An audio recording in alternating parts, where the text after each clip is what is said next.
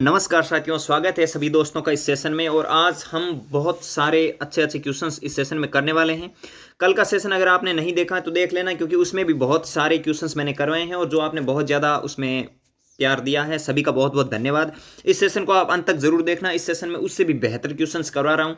बहुत ही महत्वपूर्ण सवाल है इसके अंदर, कहीं ना कहीं आपको एज इट इज एग्जाम में देखने को मिलेंगे। और बहुत ही महत्वपूर्ण सवाल है जो कहीं ना कहीं आपको एग्जाम में 100% देखने को मिलेंगे। इस क्लास से आपको 100% क्वेश्चंस देखने को मिलेंगे, क्योंकि अंतिम तौर पर आपको ये क्लास देखनी है और एग्जाम नज़दीक आ चुका है। 2 दिन बचे हैं। अभी आपको क्या करना है, नया कुछ भी नहीं पढ़ना है, बस मॉडल टेस्ट पेपर निकालते रहिए। और रीजनिंग सबसे ज़्यादा से ज़्यादा प्रैक्टिस करिए, बुक में से और कहीं से भी नहीं, बुक में से प्रैक्टिस करते रहिए। पूरी की पूरी कोशिश यही करिए। और हिंदी के लिए आप संधि विच्छेद हैं, ये आप बुक में से करते रहिए। इसके साथ ही इस सेशन में ज़बरदस्त क्वेश्चंस करेंगे, जो भी क्वेश्चंस हमारे लिए बहुत ही महत्वपूर्ण होगा। और कल के पार्ट का पीडीएफ है, वो पीडीएफ मैंने आपको उपलब्ध करवा दिया था टेलीग्राम चैनल पर। आपने नहीं ज्वाइन किया तो कर लेना, लर्न मोर पॉइंट नाम से सर्च करेंगे तो मिल जाएगा। इसकी भी पीडीएफ आपको मैं टेलीग्राम चैनल पर ही उपलब्ध करवाऊंगा, तो वहाँ से आप ले लेना और पढ़ लेना वापस। इस क्वेश्चंस के वीडियोज़ को पूरा देखना है। अगर आप अंत में जरूर कहेंगे कि जी हाँ, आज के इस सेशन में बहुत सारे ऐसे क्वेश्चंस हमें देखने को मिले हैं जो आपने अभी तक नहीं देखे होंगे। चलिएगा, शुरू करते हैं सेशन को। जबरदस्त सेशन है। हो चुका है युद्ध का आगाज, तो युग बदलने की तैयारी, जीत उसी की होगी जिसका संघर्ष है जारी। तो चलिएगा, शुरू करते हैं सेशन को। जबरदस्त सेशन होगा और बहुत सारे महत्वपूर्ण पॉइंट और बहुत सारे महत्वपूर्ण क्वेश्चंस और फैक्ट के साथ, कॉन्सेप्ट के साथ देखने वाले। तो चलिए सेशन को शुरू करते हैं। और एक बार लाइक कर दीजिए, सभी शेयर कर दीजिए और अपने दोस्तों के साथ, और सब्सक्राइब जरूर कर देना है लाइक करके। चलिएगा, शुरू करते हैं। पहले क्वेश्चन की ओर बढ़ते हैं। पहला क्वेश्चन है आप सभी के सामने, राज्य का पहला आदर्श लवण पार्क कहां स्थापित किया गया? जी हां, राज्य का पहला आदर्श लवण पार्क कहां स्थापित किया गया? फटाफट आप सभी कमेंट में उत्तर देते रहिए कि हमारा ये सवाल सही हो रहा है, क्या हो रहा है, सभी एकदम। और अंत में आप ये भी बताना कि कितने सवाल सही हुए हैं। जी हाँ, और इसके साथ ही लाइक जरूर कर देना। सेशन पर नए हैं तो सब्सक्राइब जरूर कर देना। तो इस क्वेश्चन का जल्दी से सभी कमेंट में उत्तर देते रहिए। क्या होगा, राज्य का पहला आदर्श लवण पार्क कहां स्थापित किया गया? ऑप्शन है पंचपदरा बाड़मेर, लूणकरणसर बीकानेर, नावा नागौर, बगदरी गांव नागौर। क्या होगा इसका राइट ऑप्शन? जी हाँ, सभी परफेक्ट जवाब देना है, सभी को एकदम सही जवाब देना है। क्या होगा इसका राइट उत्तर? और आप सभी एकदम परफेक्ट जवाब दे रहे हैं और इसका राइट ऑप्शन आप सभी के लिए 3 नंबर हो चुका है, यानी नावा एकदम परफेक्ट जवाब हो चुका है। जी हाँ, नावा नागौर आदर्श लवण पार्क स्थापित किया गया था, पहला राज्य का। याद रख लेना, बहुत ही महत्वपूर्ण सवाल है। चलते हैं नेक्स्ट क्वेश्चन की ओर। नेक्स्ट क्वेश्चन से पहले थोड़ा सा एक्सप्लेनेशन है जो देख लेते हैं। और देखिए, राज्य का पहला आदर्श लवण पार्क नवा नागौर में स्थापित किया गया। याद रख लेना, बहुत ही महत्वपूर्ण पॉइंट है। नेक्स्ट क्वेश्चन पे चलते हैं। और ये क्वेश्चन 2019 का क्वेश्चन है। जी हाँ, 2019 का बीएसटीसी का क्वेश्चन है, आप सभी को ध्यान होना चाहिए। पाकिस्तान से लगने वाला राजस्थान का अंतिम रेलवे स्टेशन पूछा है। जी हाँ, पाकिस्तान के साथ लगने वाला राज्य का अंतिम रेलवे स्टेशन कौन सा है? खोखरापार, मुन्नाबाव, रेल मगरा या बालोतरा? क्या होगा इसका राइट ऑप्शन? आप सभी एकदम परफेक्ट उत्तर देंगे और सभी से पूरा इंतजार और आशा पूरी है कि एकदम सही उत्तर देंगे। 2019 का क्वेश्चन है ये बीएसटीसी का, कहीं ना कहीं रिपीट होने की संभावना है। और इस क्वेश्चन के साथ 1-2 फैक्ट ऐसे हैं जो कहीं ना कहीं एग्जाम में आपको देखने को मिलेंगे। क्या होगा इसका राइट ऑप्शन? और आप सभी एकदम सही जवाब दे रहे हैं, एकदम परफेक्ट जवाब दे रहे हैं। और मुन्ना बाव एकदम सही उत्तर हो जाएगा। जी हाँ, मुन्ना बाव बाड़मेर एकदम सही उत्तर है। पाकिस्तान से लगने वाला राजस्थान का अंतिम रेलवे स्टेशन कौन सा? मुन्ना बाव। और पाकिस्तान की ओर से लगने वाला राजस्थान के साथ जो अंतिम रेलवे स्टेशन है वो खोखरापार है। खोखरापार रेलवे स्टेशन कहाँ पे है आपका? पाकिस्तान के अंदर स्थित है, जबकि मुन्ना बाव भारत के अंदर यानी राजस्थान के अंदर स्थित है। ये दोनों के दोनों पॉइंट ध्यान रख लेना, याद रख लेना। इसके साथ ही फैक्ट भी लेके चलते हैं और सेशन को लाइक जरूर कर देना है, ठीक है। देखिए, आपके सामने छोटा सा फैक्ट है, कॉन्सेप्ट है जो आप सभी को पता होना चाहिए। पाकिस्तान के साथ लगने वाला राजस्थान का अंतिम रेलवे स्टेशन मुन्नाबाव है। देश का प्रथम रेलवे स्टेशन है जिस पर शराब बिक्री शुरू हुई। याद रख लेना, स्टार लगा लेना। देश का अंतिम या प्रथम रेलवे स्टेशन है। अंतिम रेलवे स्टेशन राजस्थान की ओर से लगने वाला पाकिस्तान से रेलवे स्टेशन है, जबकि प्रथम रेलवे स्टेशन है भारत का जिस पर शराब बिक्री शुरू हुई, वो कौन सा है? मुन्नाबाव रेलवे स्टेशन। मुन्नाबाव रेलवे स्टेशन ध्यान रख लेना, बहुत ही महत्वपूर्ण है। नेक्स्ट क्वेश्चन पे चलते हैं। नेक्स्ट क्वेश्चन आप सभी के लिए बहुत ही महत्वपूर्ण और गजब का क्वेश्चन है। देखिए, इस क्वेश्चन को आप जरूर देखेंगे, बहुत ही महत्वपूर्ण क्वेश्चन है और बहुत सारे कॉन्सेप्ट इसमें आपके क्लियर हो जाएंगे। निम्न में से किस खनिज पर राज्य का एक अधिकार नहीं है? नहीं पूछा है, किस खनिज पर राज्य का एक अधिकार नहीं। आप सभी को पता है कि राजस्थान को खनिजों का अजैब घर कहा जाता है। बहुत सारे ऐसे खनिज है जिस पर राज्य का सिर्फ एक अधिकार है, जैसे सीसा, जस्ता, चांदी हो गया, इस तरह के, ठीक है। तो ऐसा कौन सा इनमें से खनिज है जिस पर राज्य का एक अधिकार नहीं है? सिर्फ एक का ही अधिकार नहीं है, ये चीज हमें बतानी है। जैसे हमारे सामने सोना आ जाता है, सोना पर कोई भी राज्य का एकाधिकार नहीं है क्योंकि वो बहुत कम उत्पादित होता है राजस्थान के अंदर। ठीक है, यही चीज इसके अंदर बतानी है कि इनमें से 4 ऑप्शन आपके सामने है, इनमें से ऐसा कौन सा खनिज है जिस पर राज्य का एकाधिकार नहीं है। ऑप्शन है वोलस्टोन नाइट, सीसा जस्ता, टंगस्टन और तांबा। क्या होगा इसका राइट ऑप्शन? परफेक्ट जवाब सभी को देना है, एकदम सही जवाब देना है। और सेशन अच्छा लग रहा है तो लाइक करते चलना है, सभी को सब्सक्राइब करते चलना है और शेयर जरूर कर देना है ताकि ज़्यादा से ज़्यादा भाई बहन वो जुड़ सके लाइव में और अपने कमेंट के उत्तर दे सके। ठीक है, और जो भी कुछ भाई बोल रहे थे कल फोटो का कि साहब फोटो ले जाना है कि नहीं ले जाना, कई बार मांग लेते कई बार नहीं ले मांगते, तो आप 1-2 फोटो लेके जाना और 2 पेन लेके चले जाना। यही चीज़ उसमें मैं बताई नहीं थी, वो भी बता रहा हूँ कि फोटो लेके चले जाना 1-2 और 1-2 पेन आराम से लेके जाना। एक पेन से क्या होता है वहाँ प्रॉब्लम भी हो जाते हैं, कई बार बंद भी हो जाता है, इसलिए 2 पेन कम से कम लेके जाना है ब्लैक कलर के। ठीक है, इस क्वेश्चन का राइट उत्तर आप सभी के सामने तांबा हो जाएगा। जी हाँ, तांबे पर कोई एकाधिकार नहीं है, वोलिस्टोनाइट पर एकाधिकार है, शीशा जस्ता पर एकाधिकार है, टंगस्टन पर एकाधिकार है। टंगस्टन आपका नागौर में निकलता है। ठीक है, शेषा जस्ता आपके जामर उदयपुर और वहाँ पे देबारी उदयपुर में। इसके साथ ही तांबा पर कोई भी एकाधिकार नहीं है। थोड़ा सा देख लेते हैं, यहाँ पे एकाधिकार वाले खनिज आप सभी के सामने हैं। अगर ये चीज़ अच्छी लग रही है तो लाइक जरूर कर देना है। ठीक है, देखिए एकाधिकार वाले खनिज वोलस्टोन नाइट, फ्लोराइड, चांदी, संगमरमर, जिप्सम, रॉक फास्फेट, सीसा जस्ता, टंगस्टन, घिया पत्थर, तांबड़ा, ये जितने भी खनिज महत्वपूर्ण हैं यह सभी पर राजस्थान का एक का अधिकार है। जी हाँ, इस पर एक अधिकार है। वोलस्टोन नाइट, फ्लोराइड, चांदी, संगमरमर, जिप्सम, रॉक फास्फेट, सीसा जस्ता, टंगस्टन, घिया पत्थर और तांबड़ा, इन सभी पर राज्य का एक अधिकार है। जैसे आपके सामने सोना आ जाए तो सोना हालांकि बांसवाड़ा में निकलता है बट उस पर कोई भी एकाधिकार आप नहीं कह सकते। लोहे पर भी एकाधिकार नहीं होगा राज्य का। ठीक है, क्योंकि झारखंड में सर्वाधिक लोहा निकल जाता है तो इसीलिए लोहे का पर एकाधिकार नहीं कह सकते। ऐसे कुछ खनिज आते हैं जिन पर एकाधिकार नहीं है, लेकिन ये खनिज आपको रट लेने हैं। इन्हीं खनिज में से ही हमारे क्वेश्चन आता है। वोलिस्टोनाइट, फ्लोराइड, चांदी, संगमरमर, जिप्सम, रॉक फास्फेट, सीसा जस्ता, टंगस्टन, घिया पत्थर और तांबड़ा, इन सभी पर राज्य का एकाधिकार है। जी हाँ, चलेगा नेक्स्ट क्वेश्चन पे चलते हैं। और ये क्वेश्चन भी 2018 का क्वेश्चन है, 2018 बीएसटीसी का क्वेश्चन है। राज्य का पहला पक्षी चिकित्सालय कहाँ खोला गया? जी हाँ, राज्य का पहला पक्षी चिकित्सालय कहाँ खोला गया? जोधपुर, जयपुर, बीकानेर और कोटा। क्या होगा इसका राइट ऑप्शन? आप सभी को देना है। परफेक्ट जवाब आना चाहिए सभी का, एकदम सही जवाब आना चाहिए और लाइक करके चलना है सभी को। जी हाँ, और आप सभी ने जो भी पिछले वीडियोस हैं नहीं देखे हैं, जैसे मैंने ओएमआर सीट पर आप सभी के लिए वीडियो बना दिया था, सेंटर पर क्या क्या लेके जाना है वो कल ही वीडियो आया था, बहुत सारे लोगों ने देखा है, आप भी देख लेना, डिस्क्रिप्शन में लिंक मिल जाएगा।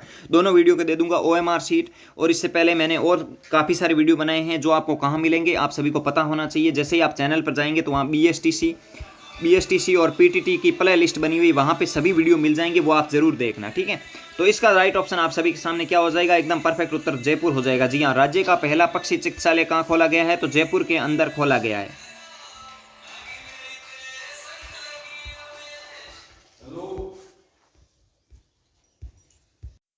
तो इसका सही उत्तर आप सभी के सामने जयपुर हो चुका है। नेक्स्ट क्वेश्चन पे चलते हैं, और इससे पहले ये थोड़ा सा इसका एक्सप्लेनेशन है जो आप सभी को देख लेना चाहिए, बहुत ही महत्वपूर्ण है। राज्य का प्रथम पक्षी चिकित्सालय जौहरी बाजार जयपुर में 1953 में स्थापित किया गया। कब किया गया? 1953 के अंदर जौहरी बाजार जयपुर के अंदर राज्य का पहला पक्षी चिकित्सालय स्थापित किया गया। याद रख लेना, बहुत ही महत्वपूर्ण पॉइंट है।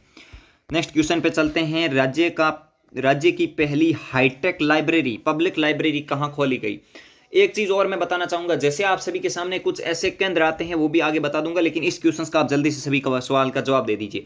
राज्य की पहली हाईटेक पब्लिक लाइब्रेरी कहाँ खोली गई है? जोधपुर, बीकानेर, कोटा या जयपुर? क्या होगा इसका राइट ऑप्शन? एकदम परफेक्ट उत्तर सभी को देना है। राज्य की पहली हाईटेक पब्लिक लाइब्रेरी कहाँ खोली गई? जोधपुर, बीकानेर, कोटा या जयपुर? क्या होगा इसका राइट ऑप्शन? सभी को परफेक्ट जवाब देना है, एकदम सही जवाब देना है। अंतिम है, अभी युद्ध की तैयारी कर लीजिए, बहुत ही महत्वपूर्ण है। उतरना है मैदान में तो इतने जबरदस्त तरीके से उतरिएगा कि जीत कर ही आए, इसी उम्मीद और पूरी आशा के साथ उतरना है, महत्वपूर्ण तैयारी के साथ और जबरदस्त तैयारी के साथ उतरना है ताकि सिलेक्शन लेके ही आए।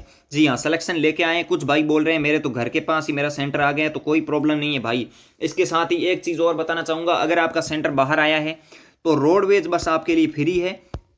रोडवेज बस आपके लिए फ्री है, आप जल्दी वहां से जा सकते हैं। आप आधार कार्ड और प्रवेश पत्र जब आप रोडवेज के जो चालक हैं या फिर जो टिकट काटने वाले हैं उनको बता देंगे तो आपको फ्री में टिकट दे देंगे। इसीलिए रोडवेज बस का प्रयोग करिए, वहां आपको फ्री में उपलब्ध सीट हो जाएगी जहां से आप फ्री जा सकते हैं। ठीक है ना, अगर किसी भाई का जयपुर, जोधपुर या दूर दूर आया तो वो जा सकता है। तो इसका राइट ऑप्शन आप सभी के लिए जयपुर हो चुका है। जी हाँ, हाईटेक पब्लिक लाइब्रेरी जयपुर के अंदर खोली गई थी। जी, इसका राइट ऑप्शन आप सभी के सामने जयपुर हो चुका है। नेक्स्ट क्वेश्चन पे चलते हैं। नेक्स्ट क्वेश्चन आप सभी के सामने है। पहला इसके अंदर देखिए राज्य का पहला लिग्नाइट आधारित बिजली घर पूछा है। जी हाँ, लिग्नाइट आधारित यानी लिग्नाइट कोयला आधारित बिजली घर कौन सा है? मंडोर जोधपुर, मंडोर जोधपुर, गिरल बाड़मेर आप सभी के सामने होना चाहिए, पोखरण जैसलमेर या इनमें से कोई नहीं। क्या होगा इसका राइट ऑप्शन? क्या होगा इसका एकदम परफेक्ट उत्तर? आप सभी को पता होना चाहिए, पोखरण जैसलमेर, गिरल बाड़मेर, मंडोर जोधपुर। क्या होगा इसका राइट ऑप्शन? आप सभी एकदम परफेक्ट जवाब दे रहे हैं और इसका एकदम राइट उत्तर आप सभी के सामने गिरल बाड़मेर एकदम सही उत्तर हो जाएगा। क्या हो जाएगा? गिरल बाड़मेर एकदम सही उत्तर हो जाएगा। एकदम सही उत्तर आप सभी के सामने गिरल बाड़मेर हो चुका है। जी हाँ, नेक्स्ट क्वेश्चन पे चलते हैं। नेक्स्ट क्वेश्चन आप सभी के सामने आ चुका है। क्वेश्चन है राज्य का प्रथम केंद्रीय विश्वविद्यालय कहाँ खोला गया? केंद्रीय विश्वविद्यालय कहाँ खोला गया? बांदर सिंदरी अजमेर, रावत भाटा चित्तौड़गढ़, केशवानंद बीकानेर, मंडोर जोधपुर। क्या होगा इसका राइट ऑप्शन? तो इसका जवाब क्या होगा? परफेक्ट जवाब सभी को देना है। इसका राइट ऑप्शन आप सभी के सामने बांदर सिंदरी अजमेर हो चुका है। क्या हो चुका है? बांदर सिंदरी अजमेर एकदम सही उत्तर आप सभी के सामने हो चुका है। इसका राइट उत्तर आप सभी के सामने बांदर सिंदरी अजमेर के अंदर ही क्या किया गया था? राज्य का पहला केंद्रीय विश्वविद्यालय खोला गया था। ध्यान रख लेना, बहुत ही महत्वपूर्ण है। ठीक है, नेक्स्ट क्वेश्चन पे चलते हैं। नेक्स्ट क्वेश्चन आप सभी के सामने आ चुका है। गजब का क्वेश्चन है, इसमें एक फैक्ट भी बताऊंगा जहां से आप बहुत सारे क्वेश्चंस राइट कर सकते हैं। राज्य की ललित कला अकादमी कहाँ स्थित है? राज्य की ललित कला अकादमी पूछी है जोधपुर के अंदर, जयपुर के अंदर, कोटा, अजमेर। क्या होगा इसका राइट ऑप्शन? राज्य की ललित कला अकादमी पूछा है। बहुत ही महत्वपूर्ण पॉइंट है, गजब का पॉइंट है, याद होना चाहिए सभी को। आप सभी को बता दूं कि ऐसे क्वेश्चंस आप सभी के सामने आ जाते हैं जैसे सांस्कृतिक केंद्र कहाँ है, और जिसके अंदर 1% भी आपको पता नहीं है ना, आपको सब पता है, आपको यह पता है कि इसमें तो हमें कुछ भी नहीं आता है। अगर कोई ऐसा क्वेश्चन आ जाता है कि हिंदी अकादमी कहाँ है, या फिर कोई भी ऐसे क्वेश्चन अकादमी वाले आ जाते हैं, तो कुछ एक अकादमी अदर जिलों के अंदर मिलती है। जैसे बीकानेर के अंदर पुरातात्विक स्थल, मतलब वो एक संग्रहालय आ जाता है, या फिर ब्रिज भाषा, एक जो आपकी पंजाबी भाषा अकादमी आ जाती है, वो गंगानगर के अंदर वहाँ पे आ जाती है। तो ऐसे 2-4 अकादमियों को छोड़कर जितनी भी अन्य अकादमी है वो आपकी जयपुर के अंदर स्थित है। अगर आपको ऐसा कोई क्वेश्चन मिल जाता है जिसके अंदर आपको 1% भी पता नहीं है, यानी 1% भी पता नहीं है, आप सभी सब गोल हैं, आपको कुछ नहीं पता है, तो वहाँ आप जयपुर लगाएंगे। कैसा भी क्वेश्चन हो, कला अकादमी वाला, कोई भी संस्थान वाला, तो वहाँ पे आप ज़्यादातर जयपुर लगाएंगे, क्योंकि जयपुर ज़्यादातर अकादमी जयपुर में मिलती है। और इसका भी राइट ऑप्शन आप सभी के सामने जयपुर हो चुका है। ललित कला अकादमी जयपुर के अंदर स्थित है। बहुत सारे क्वेश्चंस इसमें मिल जाएंगे, कहीं ना कहीं आपके सही भी हो जाएंगे। ठीक है, इसका राइट ऑप्शन आप सभी के लिए जयपुर हो जाएगा। नेक्स्ट क्वेश्चन बड़ा ही अच्छा और गजब का क्वेश्चन है, शानदार क्वेश्चन है। राज्य में मरुद्भिद वनस्पति किस क्षेत्र में पाई जाती है? जी हाँ, राज्य में मरुद्भिद वनस्पति किस क्षेत्र में पाई जाती है? ऑप्शन है पश्चिमी मरुस्थलीय क्षेत्र, हड़ौती क्षेत्र, अरावली क्षेत्र या पूर्वी मैदानी प्रदेश। क्या होगा इसका राइट ऑप्शन? आप सभी को परफेक्ट जवाब देना है, सभी का एकदम परफेक्ट तरीके से इंतजार कर रहा हूँ, सही जवाब देना है और सेशन को लाइक करके चलना है सभी को। जी हाँ, इसका राइट ऑप्शन आप सभी एकदम सही दे रहे हैं और पश्चिमी मरुस्थलीय प्रदेश एकदम सही है। जी हाँ, पश्चिमी मरुस्थलीय प्रदेश के अंदर ही मरुद्भिद वनस्पति पाई जाती है। याद रख लेना, बहुत ही महत्वपूर्ण पॉइंट है, गजब का पॉइंट है। पश्चिमी मरुस्थल के अंदर ही मरुद्भिद वनस्पति पाई जाती है। नेक्स्ट क्वेश्चन पे चलते हैं। नेक्स्ट क्वेश्चन से पहले थोड़ा सा आपको एक्सप्लेनेशन ध्यान होना चाहिए, बहुत ही गजब का एक्सप्लेनेशन है। पश्चिमी मरुस्थलीय प्रदेश में पाए जाने वाली वनस्पति को मरुद्भिद वनस्पति कहते हैं। बहुत ही इंपॉर्टेंट है, गजब का पॉइंट है, स्टार लगा लेना। चलते हैं नेक्स्ट क्वेश्चन पर। नेक्स्ट क्वेश्चन आप सभी के सामने है। राजस्थान में क्षेत्रफल की दृष्टि से सबसे बड़ा अभ्यारण्य पूछा है। सब कुछ कवर करेंगे, आर्ट एंड कल्चर भी इसमें होगा, हिस्ट्री के भी क्वेश्चंस होंगे और पॉलिटी के भी 1-2 क्वेश्चंस इसमें मैंने लिए हैं।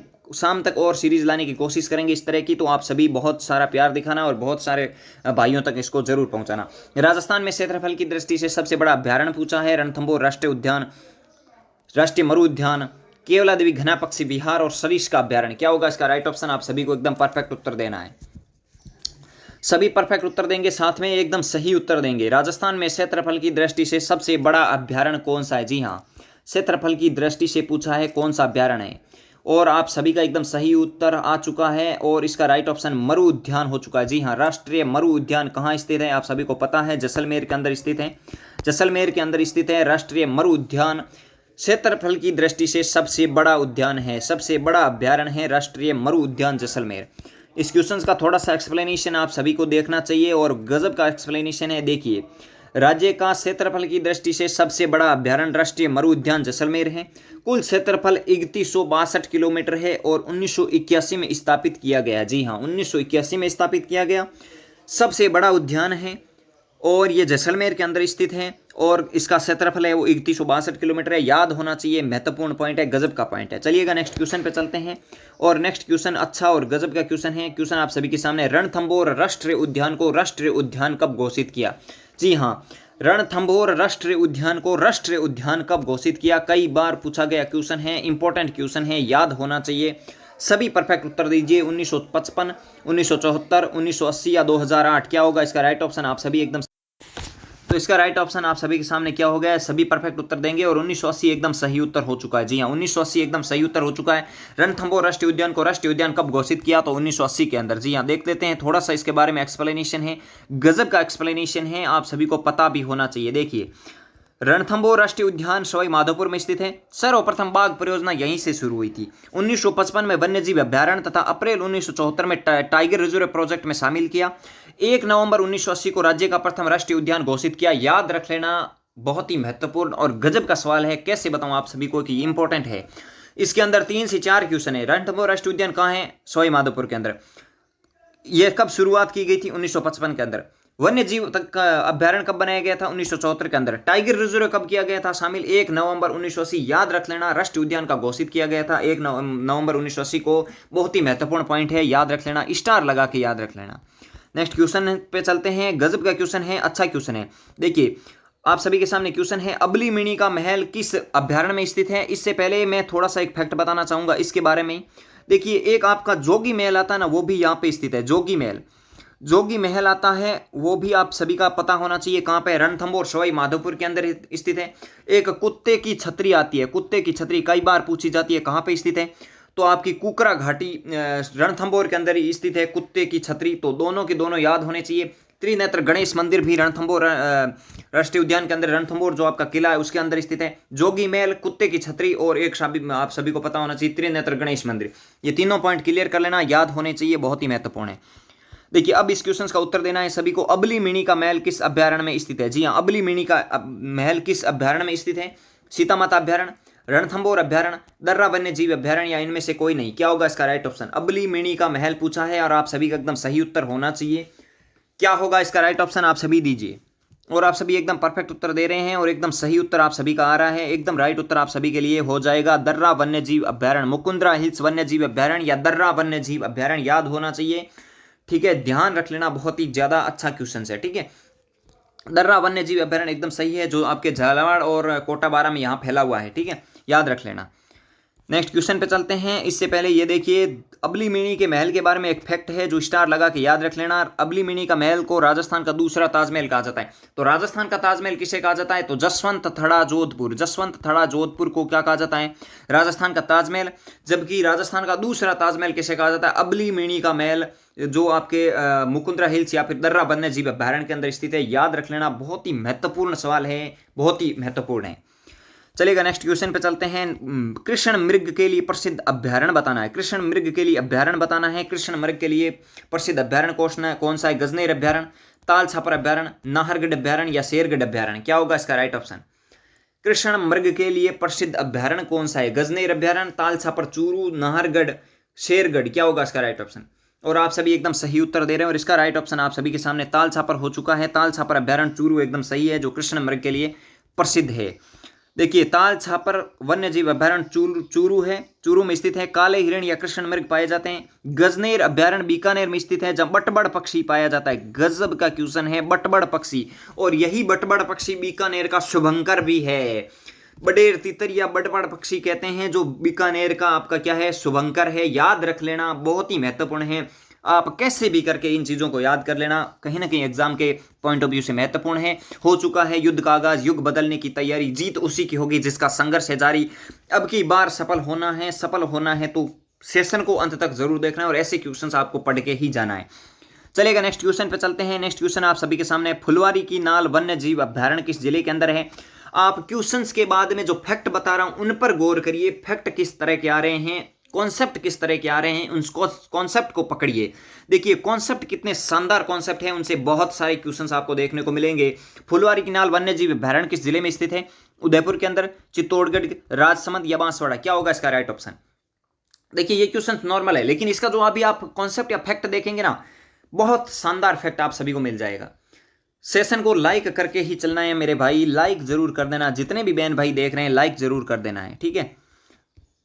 तो इसका राइट ऑप्शन आप सभी के सामने उदयपुर हो चुका है, उदयपुर एकदम सही उत्तर हो चुका है और एकदम सही उत्तर हो चुका है। जी हाँ, आप सभी के लिए खुशखबरी भी मैं लेकर आया हूँ, जो सॉरी आप सभी का प्यार और भरोसे के लिए जो आज खुश मिली है, बहुत ज़्यादा खुशखबरी मुझे मिली है, बहुत ही शानदार, बहुत बहुत प्यार आप सभी ने दिया है, दिल से धन्यवाद है सभी को। और इसका राइट ऑप्शन आप सभी के लिए उदयपुर हो चुका है। और इसके बारे में थोड़ा थोड़ा सा फैक्ट है, वो भी आप सभी को पता होना चाहिए। देखिए, फुलवारी की नाल जो अभ्यारण्य है वो उदयपुर में स्थित है, जहां से मानसी ववाकल नदी का उद्गम होता है। याद रखना, मानसी ववाकल नदी का उद्गम होता है और सोम नदी यहीं से प्रवाहित होती है। किस से? फुलवारी की नाल अभ्यारण्य से ही सोम नदी प्रवाहित होती है, आप सभी को पता होना चाहिए। माही नदी की सहायक नदी है सोम नदी, सोम नदी की ही सहायक और जाखम नदी जो डूंगरपुर में आपके यहाँ पे बाणेश्वर धाम में स्थित जो भी अपना संगम स्थल है इन तीनों का, वहाँ पे माघ पूर्णिमा को मेला लगता है जिसे आदिवासियों का कुंभ कहा जाता है। याद रख लेना, बहुत ही महत्वपूर्ण पॉइंट है। नेक्स्ट क्वेश्चन पे चलते हैं। नेक्स्ट क्वेश्चन आप सभी के सामने आ चुका है। सीता माता अभ्यारण्य किसके लिए प्रसिद्ध है? सीता माता अभ्यारण्य किसके लिए प्रसिद्ध है? 2019 का बीएसटीसी का क्वेश्चन है, याद रख लेना, बहुत ही महत्वपूर्ण है। सीता माता अभ्यारण्य किसके लिए प्रसिद्ध है? जंगली सुअर के लिए, घड़ियाल के लिए, बाघ के लिए या उड़न गिलहरी के लिए? क्या होगा इसका राइट ऑप्शन? आप सभी एकदम परफेक्ट उत्तर देंगे। सभी से पूरी उम्मीद और पूरी आशा है कि ज्यादा से ज्यादा लोगों तक इस वीडियो को पहुंचाएंगे, बहुत ही ज्यादा से ज्यादा भाइयों तक पहुंचाएंगे, क्योंकि बहुत ज्यादा भाइयों को इसका फायदा होगा। और आप सभी एकदम सही उत्तर दे रहे हैं। उड़न गिलहरी एकदम सही उत्तर हो चुका है। जी हाँ, उड़न गिलहरी एकदम सही उत्तर हो चुका है, एकदम सही उत्तर हो चुका है। चंबल घड़ियाल अभ्यारण्य है जिसमें घड़ियाल के लिए प्रसिद्ध है और वहां पे गांगे सूस पाया जाता है, और वो भी आप सभी को पता होना चाहिए। जो गांगे सूस है वो आपका स्तनधारी जीव है, ये भी पता होना चाहिए। और उड़न गिलहरी के लिए कौन सा अभ्यारण्य? सीता माता अभ्यारण्य स्थित है। थोड़ा सा देख लेते हैं सीता माता अभ्यारण्य के बारे में, तो आप सभी को पता होना चाहिए। देखिए, सीता माता अभ्यारण्य कहाँ पे स्थित है, तो आप सभी को पता होना चाहिए। सीता माता अभ्यारण्य प्रतापगढ़ जिले में स्थित है, जो उड़न गिलहरी के लिए प्रसिद्ध है। और इस अभ्यारण्य में जाखम नदी का उद्गम होता है। जी हाँ, इसी अभ्यारण्य से जाखम नदी का उद्गम होता है तथा यहीं पर लव कुश नामक दो जल स्रोत है। याद रख लेना, लव कुश नामक दो जल स्रोत कहां से मिलते हैं? तो आप सभी को सीता माता अभ्यारण्य प्रतापगढ़ से मिलते हैं, जो उड़न गिलहरी के लिए प्रसिद्ध है। और यहीं से जाखम नदी का उद्गम होता है, छोटी सादड़ी प्रतापगढ़ से। बहुत महत्वपूर्ण पॉइंट है, याद रख लेना। चलिएगा नेक्स्ट क्वेश्चन पे चलते हैं। नेक्स्ट क्वेश्चन आप सभी के सामने आ चुका है, बहुत ही महत्वपूर्ण सेशन है आप सभी के लिए। और राजस्थान में कितने किस्म के खनिज पाए जाते हैं? गजब का क्वेश्चन है। राजस्थान में कितने किस्म के खनिज पाए जाते हैं? बहुत ही महत्वपूर्ण सवाल है। 70 किस्म के, 78 किस्म के, 81 किस्म के या 90 किस्म के? क्या होगा इसका राइट ऑप्शन? एकदम सही उत्तर सभी को देना है, परफेक्ट उत्तर देना है। जी हाँ, क्या होगा इसका राइट ऑप्शन? आप सभी दे रहे हैं, एकदम सही उत्तर दे रहे हैं। और इसका राइट ऑप्शन आप सभी के लिए 81 किस्म के खनिज पाए जाते हैं। जी हाँ, 81 किस्म के खनिज पाए जाते हैं। राजस्थान में कितने किस्म के खनिज पाए जाते हैं? तो 81 किस्म के खनिज पाए जाते हैं। आप सभी को लिए बता दूं तो आप देखिए, आर्थिक समीक्षा 2019-20 के अनुसार 81 किस्म के खनिज राजस्थान में पाए जाते हैं। पहले आपको 69 मिलते थे, लेकिन अब 81 है 2019-20 की जो आंकड़े आए उसके अनुसार, ठीक है। इसीलिए राजस्थान को खनिजों का अजैबघर कहा जाता है। उनमें से अगर आप कहेंगे तो 59 है या 56 खनिज, सॉरी इसके बारे में मैं आपको कमेंट में उत्तर दे दूंगा। 59 है मेरे हिसाब से जो आपके प्रधान खनिज है। प्रधान खनिज 59 या 56 है, दोनों में से एक है, जहां तक मैं कोशिश करूंगा। इसमें मैं डाउट हूं तो मैं बाद में आपको कमेंट में उत्तर दे दूंगा। और खनिज भंडारण की दृष्टि से झारखंड के बाद राजस्थान देश में दूसरे स्थान रखता है, ठीक है। एक प्रधान खनिज वाला आप जरूर उत्तर निकालना, और जहां तक आप कमेंट में भी उत्तर देना, और मैं भी इसका कमेंट में उत्तर पिन कर दूंगा, वहां से आप देख लेना। और 19-20 के अनुसार 81 किस्म के खनिज राजस्थान में पाए जाते हैं। नेक्स्ट क्वेश्चन पे चलते हैं। गजब का क्वेश्चन है। कल आपने बोला था साहब खनिज का क्वेश्चन करवाइए, उद्योग का क्वेश्चन करवाइए। जी हाँ, खनिज के क्वेश्चन आप सभी के लिए, बहुत सारे क्वेश्चन खनिज के ही आज। राज्य की सबसे बड़ी सीसा जस्ता व चांदी की खान कौन सी है? देबारी उदयपुर, जावर उदयपुर, राजपुरा दरीबक, राजसमंद या चौथ का बरवाड़ा, सवाई माधोपुर? क्या होगा इसका राइट ऑप्शन?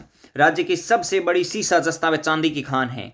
इस क्वेश्चन के आप कॉन्सेप्ट को देखेंगे तो बहुत अच्छा लगेगा आपको, और आप जिसने भी अभी तक लाइक नहीं किया तो जरूर लाइक कर देंगे, ठीक है। राज्य की सबसे बड़ी सीसा जस्ता में चांदी की खान है देबारी उदयपुर, जावर उदयपुर, राजपुरा दरीबा, राजसमंद, चौथ का बरवाड़ा, सवाई माधोपुर? क्या होगा इसका राइट ऑप्शन? आप सभी एकदम परफेक्ट उत्तर दीजिए, सभी एकदम परफेक्ट। तो इसका एकदम सही उत्तर आप सभी दे रहे हैं, और इसका एकदम राइट उत्तर आप सभी के सामने जावर उदयपुर हो चुका है। जावर उदयपुर एकदम सही उत्तर है। देख लेते हैं, थोड़ा सा एक्सप्लेनेशन आप सभी के सामने है। राज्य की सबसे बड़ी खान जावर उदयपुर है। प्रमुख खान जावर देबारी प्रमुख खाने देखिए, राज्य की सबसे बड़ी खान जावर उदयपुर है। शीशा जस्ता व चांदी की प्रमुख खाने देख लीजिए और याद कर लीजिए। देखिए, जावर और देबारी उदयपुर के अंदर है, रामपुरा अगुचा भीलवाड़ा के अंदर है, राजपुरा दरीबा राजसमंद के, और चौथ का बरवाड़ा सवाई माधोपुर के अंदर है। 4 खाने याद कर लेना, जावर और देबारी उदयपुर रामपुरा अगुचा भीलवाड़ा, राजपुरा दरीबा राजसमंद, चौथ करवाड़ा सवाई माधोपुर। याद कर लेना, रट लेना, याद कर लेना, कैसे भी करके इनको याद कर लेना, ठीक है, क्योंकि बहुत महत्वपूर्ण है। चलिएगा नेक्स्ट क्वेश्चन पे चलते हैं। बहुत ही महत्वपूर्ण सवाल आप सभी के सामने आ चुका है। निम्न में से कौन सी खान है जो लोहे की नहीं पूछा है? भाई साहब लोहे की नहीं पूछा है। तीन तो खान लोहे की है, बट एक खान ऐसी है जो लोहे की नहीं है। जी हाँ, कौन सी खान है जो लोहे की नहीं है? मोरिजा बानोला, डाबला सिंघाना, खो दरीबा और नीमला रायसला। क्या होगा इसका राइट ऑप्शन? आप सभी एकदम परफेक्ट उत्तर देंगे, सही उत्तर देंगे, एकदम सही उत्तर आना चाहिए। जी हाँ, सभी का सही उत्तर आना चाहिए। और शाम तक लाइव सेशन भी करेंगे जिसमें आपके जितने भी सवाल हैं वो भी लेंगे। तो शाम को आप लाइव जुड़ सकते हैं। कितने बजे? करीब करीब हम 8 बजे के करीब रखेंगे, जिसमें कि आप जितने भी आपके सवाल डाउट है वो शाम को 8 बजे लाइव जुड़ के आप सॉल्व कर सकते हैं। लाइव आएंगे और सभी के कमेंट भी वहां पे लेने वाले हैं। तो इसका राइट ऑप्शन आप सभी के लिए क्या हो चुका है? खो दरीबा एकदम सही उत्तर हो चुका है। खो दरीबा किसकी खान है? तो तांबे की खान है। तांबे की खान है। खो दरीबा अलवर के अंदर स्थित है, जबकि मोरिजा बनौला, डाबला सिंगाना और नीमला रायसला ये सभी लोहे की खाने हैं। देख लीजिए थोड़ा सा, और इससे पहले ये चीजें भी देख लीजिए। मैं जो कॉन्सेप्ट बता रहा हूं, हालांकि अगर आप उस कॉन्सेप्ट को पकड़ते हैं तो कहीं ना कहीं एक भी क्वेश्चन गलत होने की संभावनाएं नहीं रहेगी। 0% क्वेश्चन गलत होने की संभावना रहेगी। देखिए, खो दरीबा तांबे की खान है जो अलवर में स्थित है। देखिए, लोहा सर्वाधिक जयपुर से उत्पादित होता है। और लोहे की खाने देख लीजिए, अब इसी सजस्ता चांदी के खाने बताइए, अब लोहे के खाने बता रहा हूं। देखिए, मोरिजा बनोला सामोद जयपुर के अंदर स्थित है, नीमला रायसला दौसा के अंदर स्थित है, डाबला सिंगाना झुंझुनू के अंदर स्थित है, जबकि नाथरा का पालथुर हुंडेर उदयपुर के अंदर स्थित है। याद कर लेना, किसी भी कीमत पर याद कर लेना ऐसी चीजें। देखिए, लोहा सर्वाधिक जयपुर से उत्पादित होता है। खो दरीबा एक तांबे की खान है जो अलवर में स्थित है। मोरिजा बनोला सामोद जयपुर में, नीमला रायसला दौसा में, डाबला सिंगाला झुंझुनू में है, नाथरा के फालथुर उदयपुर के अंदर स्थित है। याद रख लेना, बहुत ही महत्वपूर्ण पॉइंट है। कहीं ना कहीं एग्जाम आपको एज इट इज देखने को मिल जाएंगे। चलिएगा नेक्स्ट क्वेश्चन पे चलते हैं। निम्न में से कौन सा तेल का कुआं बाड़मेर में स्थित नहीं है? जी हाँ, तेल का कुआं जो बाड़मेर में स्थित नहीं है, पेट्रोल या तेल का कुआं कह सकते हैं, खनिज तेल का कुआं, खनिज तेल का कुआं पूछा, ठीक है, खनिज तेल लिख लेना यहाँ पे। पेट्रोल या खनिज तेल का कुआं बाड़मेर में स्थित नहीं है। मंगला, नानुवाला, विद्या या सरस्वती, क्या होगा इसका राइट ऑप्शन? मंगला, विद्या, सरस्वती, नानुवाला, क्या होगा इसका राइट ऑप्शन? आप सभी एकदम सही उत्तर देंगे और परफेक्ट उत्तर देंगे। एकदम सही उत्तर देना है सभी को। जी हाँ, क्या होगा इसका राइट ऑप्शन? मंगला, नानुवाला, विजया, सरस्वती और मंगला, नानुवाला, विजया, सरस्वती, क्या होगा इसका राइट ऑप्शन? आप सभी एकदम परफेक्ट उत्तर दे रहे हैं और नानुवाला एकदम सही उत्तर हो जाएगा। और जो गंगानगर के अंदर स्थित है नानुवाला, ठीक है, और इसका राइट ऑप्शन आप सभी के लिए नानुवाला हो जाएगा। इसके बाद हम एक फैक्ट लेके चलते हैं जो आप सभी को अच्छा लगेगा और लाइक भी करेंगे आप। देखिए, बाड़मेर सांचौर स्थित क्षेत्र में पेट्रोल के लिए या फिर खनिज तेल के लिए प्रसिद्ध क्षेत्र कौन कौन से आते हैं? देखिए, मंगला, विजया, भाग्यम, सरस्वती और राजेश्वरी। रागेश्वरी ध्यान रखना, या रागेश्वरी मिल सकता है, रागेश्वरी नहीं होगा। यहाँ क्या होगा? राजेश्वरी होगा। क्या होगा? राजेश्वरी होगा, रागेश्वरी नहीं होगा। मैं अभी रागेश्वरी भी क्लियर करूंगा आगे। यहाँ पे सिर्फ इतना ध्यान रख लेना, बाड़मेर के याद कर लेना, इससे बाहर कुछ भी नहीं आता है। बाड़मेर के ही ज्यादातर पूछे जाते हैं। मंगला, विजया, भाग्यम, सरस्वती और राजेश्वरी याद कर लेना, बहुत ही महत्वपूर्ण है, इंपॉर्टेंट है। मुझे उम्मीद और आप पर पूरी भरोसा है, पूरी आशा है कि आप याद करेंगे और पीडीएफ जरूर पढ़ेंगे, ये भी भरोसा आप पर है। देखिए क्वेश्चन, नेक्स्ट क्वेश्चन आप जरूर देखिए। राजस्थान में सर्वाधिक कोयला किस खान से निकलता है? सर्वाधिक कोयला किस खान से निकलता है? पलाना बीकानेर से, बरसिंहसर बीकानेर से, कपूरडी बाड़मेर से और सोनारी नागौर से। देखिए, सर्वाधिक कोयला पूछा है, सर्वाधिक यानी अधिक कोयला कहां से निकलता है? क्या पलाना बीकानेर से, बरसिंहसर बीकानेर से, कपूरडी बाड़मेर से, सोनारी नागौर से? तो आप सभी एकदम सही उत्तर दे रहे हैं और इसका राइट ऑप्शन आप सभी के लिए क्या हो जाएगा? कपूरडी बाड़मेर एकदम सही उत्तर हो जाएगा। जी हाँ, सर्वाधिक कोयला कहां से निकलता है? तो कपूरडी बाड़मेर से। अब चलते हैं फैक्ट पर और कॉन्सेप्ट पर। देखिए, इस फैक्ट को भी आप देख लीजिए और आप सभी को इस फैक्ट से बहुत सारी क्वेश्चंस, कॉन्सेप्ट और बहुत सारी ऐसी चीजें क्लियर हो जाएगी जो आपने अनगिनत है, आपने अभी तक नहीं देखी होगी।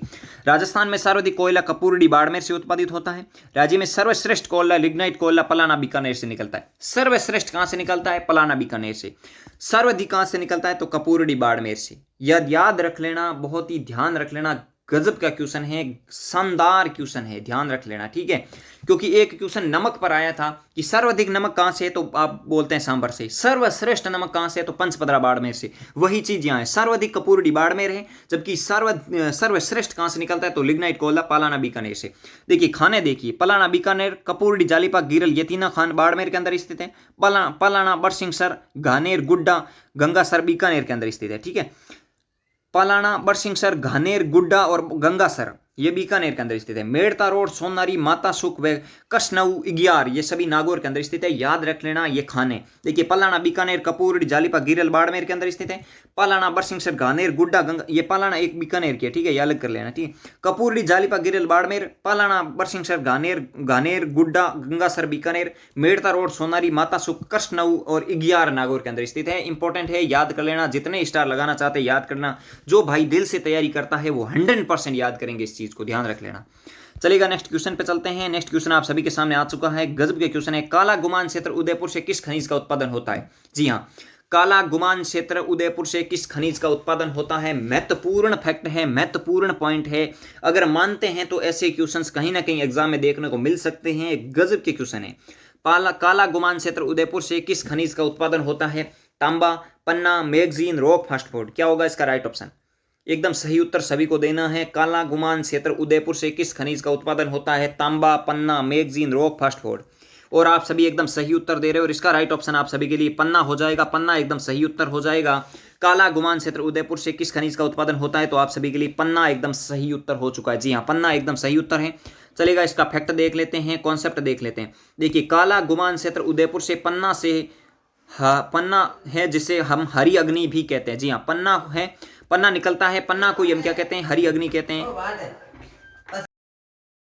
नेक्स्ट क्वेश्चन आप सभी के सामने आ चुका है। नेक्स्ट क्वेश्चन का उत्तर सभी को देना है। क्या हो चुका है? काला गुमान क्षेत्र उदयपुर से किस खनिज का उत्पादन होता है? सभी को परफेक्ट जवाब देना है। ऑप्शन है तांबा, पन्ना, मैगजीन या रॉक, फास्फेट। क्या होगा इसका राइट ऑप्शन? सभी एकदम सही जवाब देंगे। काला गुमान क्षेत्र उदयपुर से किस खनिज का उत्पादन होता है? तांबा, पन्ना, मैगजीन, रॉक, फास्फेट। क्या होगा इसका राइट ऑप्शन?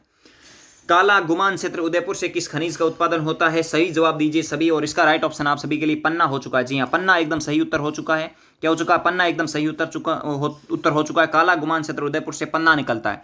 जी हाँ, ध्यान रखिएगा। और इसके बारे में थोड़ा सा फैक्ट है वो देख लीजिए। काला गुमान क्षेत्र उदयपुर से पन्ना निकलता है और पन्ना को हरी अग्नि कहते हैं। हरी अग्नि किसे कहते हैं? तो पन्ना को कहते हैं। ठीक है, इस खनिज पर राज्य का एकाधिकार है काला गुमान क्षेत्र से निकलने वाले पन्ना पर। और रॉक फास्टफेट जामर, कोटड़ा, उदयपुर व बिरमान या लाठी क्षेत्र जैसलमेर से निकलता है। रॉक फास्टफोर्ड पिछली बार पूछा गया क्वेश्चन है 2020 का।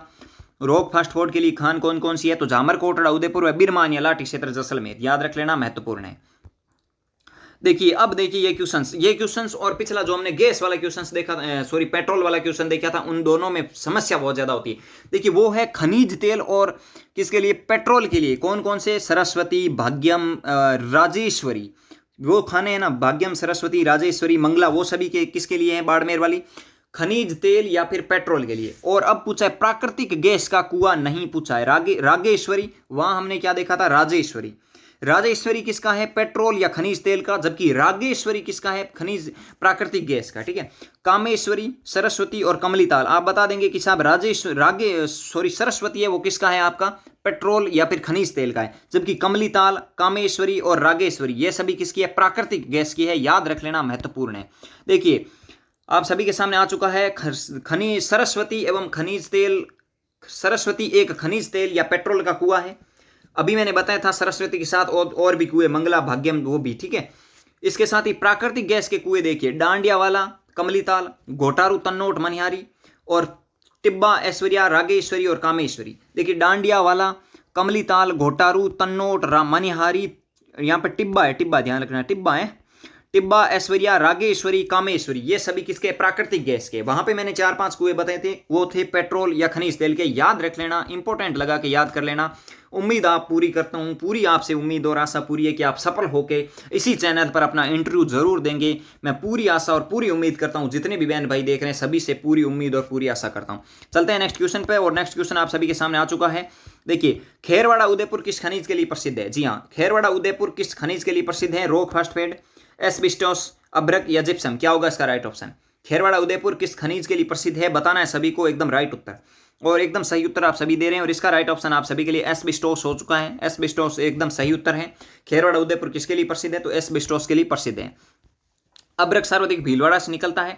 और इसके साथ ही एक अब्रक के लिए बता दूं कि इसे है ना विद्युत का कुचालक कहते हैं। विद्युत का कुचालक पूछा जाता है तो विद्युत का कुचालक सर्वाधिक अब्रक को कहा जाता है। जबकि विद्युत का सुचालक किसको कहा जाता है?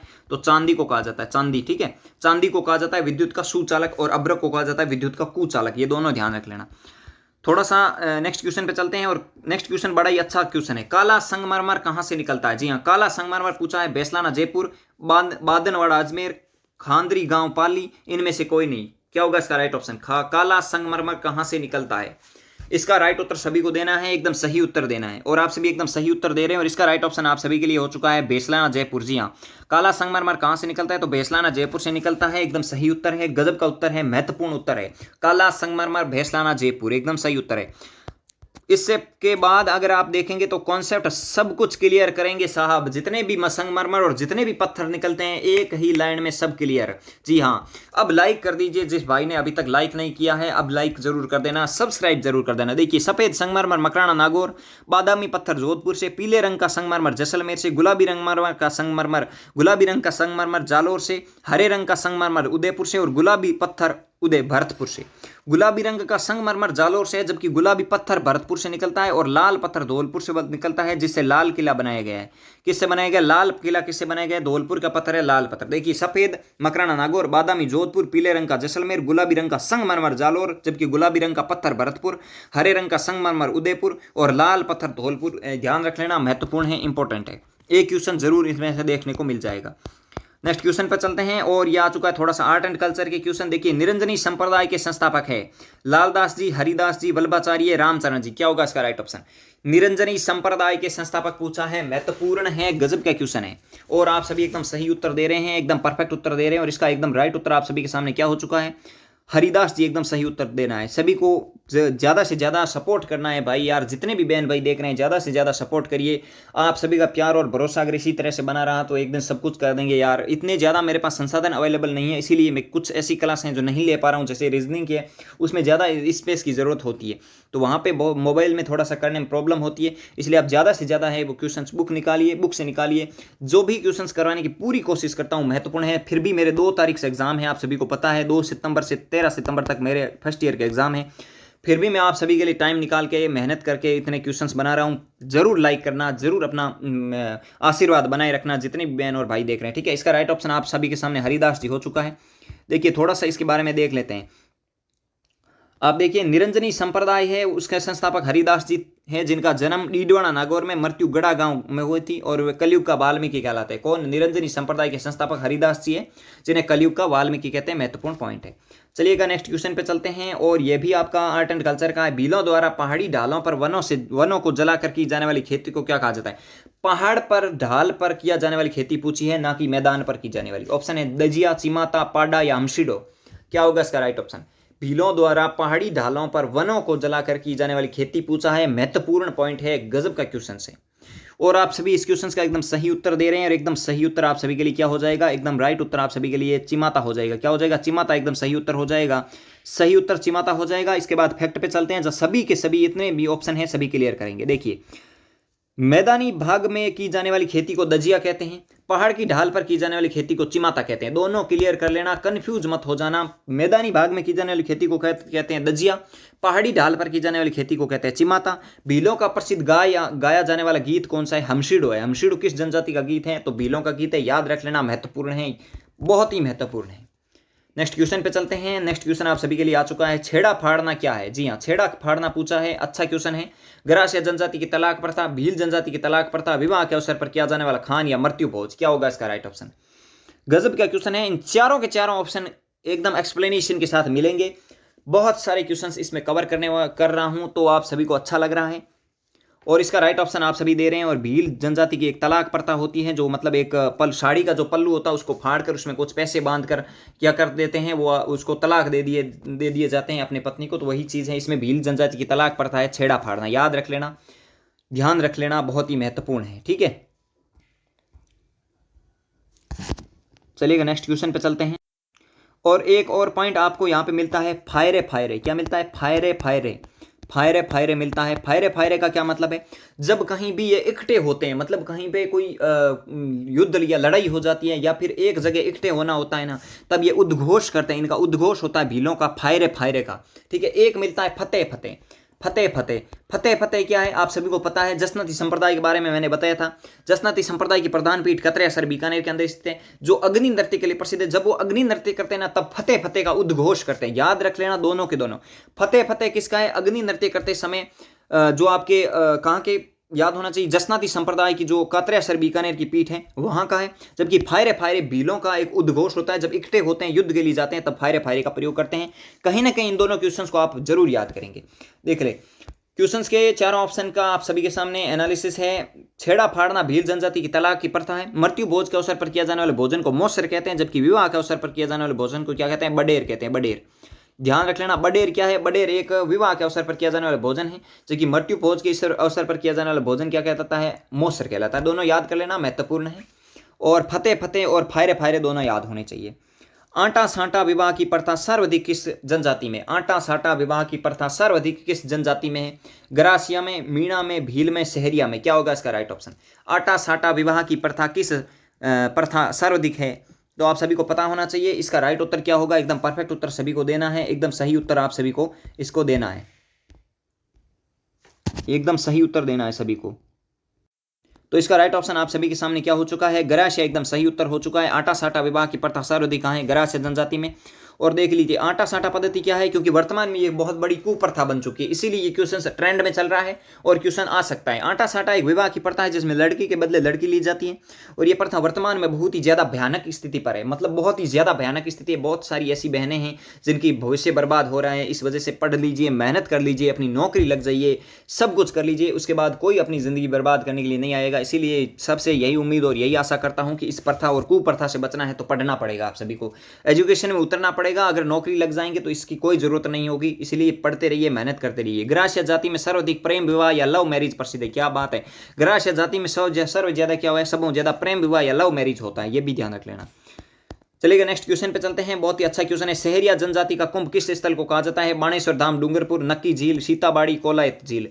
क्या होगा इसका राइट ऑप्शन? सहरिया जनजाति का कुंभ किस स्थल को कहा जाता है? जी हाँ, और इसका राइट ऑप्शन आप सभी एकदम सही दे रहे हैं। सीताबाड़ी का एकदम सही उत्तर है। सीताबाड़ी 12 एकदम सही उत्तर है। बाणेश्वर धाम आदिवासियों का कुंभ है। नक्की झील गरासियों का कुंभ है। सीताबाड़ी शहरियों का कुंभ है। याद रख लेना, महत्वपूर्ण है, सभी को याद होना चाहिए क्योंकि बहुत ही ज्यादा अच्छा फैक्ट है। ठीक है, थोड़ा सा इसमें देख लेते हैं। कपिल धारा व सीताबाड़ी 12, यानी कपिल धारा व सीताबाड़ी 12 शहरिया जाति का कुंभ है। याद रख लेना, महत्वपूर्ण है। नेक्स्ट क्वेश्चन पे चलते हैं, और ये क्वेश्चन हिस्ट्री से रिलेवेंट आ गया। देखिए, आज कुफ्र का गढ़ इस्लाम का घर हो गया, यह कथन किस किले के बारे में कहा गया है और किसने कहा गया है, यह भी बताना है। आज कुफ्र का गढ़ इस्लाम का घर हो गया, यह कथन किस किले के बारे में कहा गया और कब कहा गया और किसने कहा था? तो इसका राइट ऑप्शन क्या होगा? चित्तौड़, रणथंभौर, कुंभलगढ़ और आमेर। एकदम सही उत्तर देना है सभी को, एकदम सही उत्तर देना है, एकदम सही उत्तर देना है। और इसका राइट ऑप्शन आप सभी के लिए क्या हो चुका है? एकदम सही उत्तर आप सभी के लिए एकदम परफेक्ट उत्तर हो चुका है। क्या हो चुका है? अलाउद्दीन खिलजी ने 1301 में रणथंभौर दुर्ग जीतने के बाद किसके बारे में कहा गया? रणथंभौर के बारे में कहा गया। रणथंभौर दुर्ग के बारे में जलालुद्दीन खिलजी ने कहा था कि ऐसे 10 दुर्गों को मुसलमान के एक बाल बराबर के नहीं समझता हूं। इसमें हमने 2-3 क्वेश्चन किए। देखिए, आज कुफ्र का घर इस्लाम का घर हो गया, यह कहा गया था रणथंभौर में। जब अलाउद्दीन खिलजी ने 1301 में आक्रमण किया और हमीरदेव चौहान वीरगति को प्राप्त हो गए, तब यह कथन कहा गया कि आज कुफ्र का गढ़ इस्लाम का घर हो गया। यह क्वेश्चन तो क्लियर हुआ। देखिए, नेक्स्ट क्वेश्चन हमारा क्या था? देखिए, रणथंभौर दुर्ग के बारे में जलालुद्दीन खिलजी ने क्या किया था? 1296 के और करीब एक आक्रमण किया था, पर इसको जीत नहीं पाया था। जीत नहीं पाया, तब इसने जाते हुए क्या कहा था कि ऐसे दुर्गों को 10 दुर्गों को मुसलमान के एक बाल के बराबर भी नहीं समझता हूं। यह भी रणथंभौर दुर्ग के बारे में कहा गया कथन है, याद रख लेना। किसने कहा था? रणथंभौर दुर्ग के बारे में जलालुद्दीन खिलजी ने कहा था, याद रख लेना, महत्वपूर्ण है। नेक्स्ट क्वेश्चन पे चलते हैं। मतिरेरी राड़ युद्ध कब हुआ था? मतिरेरी राड़ युद्ध कब हुआ था? याद रख लेना। किन के मध्य हुआ था वो भी बताने वाला। मतिरेरी राड़ युद्ध कब हुआ था? 1744, 1644, 1544 या 1764? क्या होगा राइट ऑप्शन? और इसका एकदम सही ऑप्शन आप सभी दे रहे हैं। 1644 एकदम सही उत्तर हो चुका है। मतिरे की राड़ नागौर के शासक थे। कौन थे? नागौर के शासक थे आपके अमर सिंह जी। अमर सिंह जी, और जोधपुर से वर्षे जोधपुर के शासक थे मान सिंह जी। ठीक है, मान सिंह जी, इनके मध्य मतिरे की राड़ हुई थी। और जिसमें ये हुआ कि एक मतिरा था, उसके बारे में कुछ कहानी आती है कि बेल कहीं थी फिर और मतिरा लगा कहीं थे, उन दो किसानों के मध्य युद्ध हो गया था। हालांकि रंजिश आपसी कुछ अन्य थी, लेकिन उसको मतिरे की राड़ कहा गया था। और इसके साथ ये भी पता होना चाहिए कि अमर सिंह जी है ना, जो नागौर वाले, उनको कटार का धनी कहा जाता है। कटार का धनी, यह भी ध्यान रख लेना। कटार का धनी कहा जाता है अमर सिंह जी को, क्योंकि जब वो दिल्ली दरबार में गए थे तब उनको कुछ गंवार वंवार शब्द बोला था, इसीलिए उसने जो उनका शाहजहां के जो मैन थे या फिर जो उनके मैन शासक, जो मैन उनके होते हैं जिनसे हम मिल सकते हैं या फिर शासक से मिलने से पहले उनसे बात करनी होती है, उसने कुछ गवार ववार शब्द कहा था, इसलिए उनको मार दिया गया था। इसीलिए उनको कटार का धनी कहा जाता है, ठीक है। और 1644 एकदम इसका राइट उत्तर हो जाएगा। और 1544 के अंदर गिरी सुमेल का युद्ध हुआ था जोधपुर के शासक मालदेव और शेरशाह सूरी के मध्य, वो भी पता होना चाहिए। नेक्स्ट क्वेश्चन आप सभी के लिए आ चुका है, गजब का क्वेश्चन आ चुका है और एकदम सही उत्तर आ चुका है। अगर इस क्वेश्चन का कोई गलत उत्तर देता है तो भाई उससे तो बड़ा मूर्ख कोई होगा ही नहीं, क्योंकि अभी हिंट दिया है यार। शेरशाह सूरी द्वारा कहे गए कथन एक मुट्ठी भर बाजरे के लिए हिंदुस्तान की बादशाह खो देता, यह कथन किस युद्ध में कहा गया है? शेरशाह सूरी द्वारा कहे गए ये कथन एक मुट्ठी भर बाजरे के लिए हिंदुस्तान की बादशाह खो देता, यह कथन किस युद्ध में कहा गया है? ग्रीष्मेल का युद्ध, जालोर का युद्ध, कालिंजरा का युद्ध और मंडी का युद्ध। क्या होगा इसका राइट ऑप्शन? एकदम सही उत्तर सभी को देना है, एकदम परफेक्ट उत्तर देना है, सही उत्तर देना है, परफेक्ट उत्तर देना है, और युद्ध कब हुआ वो भी साथ में लिख देना है। और आप सभी एकदम सही उत्तर दे रहे हैं और इसका राइट ऑप्शन आप सभी को पता होना चाहिए। क्या होगा? गिरी सुमेल का युद्ध एकदम सही उत्तर है। गिरी सुमेल का युद्ध हुआ था 1544 के अंदर शेरशाह सूरी और मालदेव के मध्य, और मालदेव के दो सेनापति थे गोरा और बादल, उनके मध्य और शेरशाह सूरी के मध्य हुआ था, क्योंकि उनमें कुछ आपसी रंजिश ऐसी पैदा कर दी कि मालदेव वहां से नाराज होकर चले गए, क्योंकि उन्होंने कुछ ऐसा अलाउद्दीन खिलजी और शेरशाह सूरी हर बार धोखे से ही जीते थे। ये क्या करते थे, उसकी ओर क्या जो आदमी थे उनको अपनी ओर मिला लेते थे और फिर उसके बारे में उससे जो राय रीति जान के जीत लेते थे। यही प्रक्रिया के माध्यम से उन जेता और कुंपा नाम था, जेता और कुंपा और मालदेव के मध्य थोड़ा सा आपसी रंजिश हो गया। उसके बाद इन्होंने युद्ध लड़ा था जेता और कुंपा ने, और वो शहीद हो गए और राव मालदेव वहां से चले गए थे, ठीक है। और इस युद्ध के बारे में कहा जाता है कि मुट्ठी भर बाजरे के लिए हिंदुस्तान की बादशाह खो देता शेरशाह सूरी। जेता और कुंपा याद रख लेना। नेक्स्ट क्वेश्चन है, उप सरपंच का चुनाव होता है। जी हाँ, उप सरपंच का चुनाव पूछा है प्रत्यक्ष रूप से, अप्रत्यक्ष रूप से, एकल संक्रमणीय मतदाता प्रणाली से या गुप्त मतदाता प्रणाली से। क्या होगा इसका राइट ऑप्शन? उप सरपंच का चुनाव होता है, क्या होगा इसका राइट उत्तर? आप सभी को परफेक्ट पता होना चाहिए, एकदम सही पता होना चाहिए। क्या होगा इसका राइट ऑप्शन? आप सभी को पता होना चाहिए, उप सरपंच का चुनाव होता है। और इसका राइट ऑप्शन आप सभी के लिए एकदम सही उत्तर अप्रत्यक्ष रूप से हो जाएगा। अप्रत्यक्ष एकदम सही हो जाएगा, क्योंकि प्रत्यक्ष रूप से तो सरपंच का होता है और वार्ड पंच के माध्यम से ही अप्रत्यक्ष नहीं, वार्ड पंच का तो प्रत्यक्ष रूप से होता है और वार्ड पंच के आधार पर ही अप्रत्यक्ष रूप से उप सरपंच बनता है। मतलब जितनी भी वार्ड, जैसे प्रधान अप्रत्यक्ष होता है जबकि पंचायत समिति के सदस्य प्रत्यक्ष रूप से चुने जाते हैं।